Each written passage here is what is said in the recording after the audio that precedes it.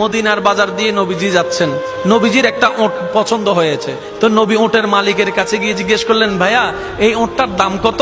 ওই দামাদামি হলো, নবী সে দামে কিনতে রাজি হলেন, কিন্তু নবীর কাছে তখন অর্থ ছিল না। তখন নবীজি ওনাকে বললেন, আপনি আমাকে ওটটা দেন, আমি এখনই গিয়ে আপনার সেই প্রাপ্যটা পাঠিয়ে দিচ্ছি। ওটের মালিক ওনাকে ওটটা দিয়ে দিলেন। আশেপাশে যারা ওটের মালিক ছিল সবাই জিজ্ঞেস করতেছে, এই পাগলা, তুমি কি যাকে ওট দিয়েছো তাকে চিনো? বলে যে না। নাম জানো? বলে যে না। পরিচয় জানো? বলে যে না। ঠিকানা জানো? না। তো তুমি যে ওটটা দিয়ে দিলা, উনি যদি ওটার টাকাটা না ফাটায় তখন তো তুমি লসের মধ্যে চলে যাবা। সে ওটের মালিক বলে, এত সুন্দর নুরানি চেহারাওয়ালা কখনো বাটপার হতে পারে না, কখনো চিটার হতে পারে না, কখনো মিথ্যুক হতে পারে না।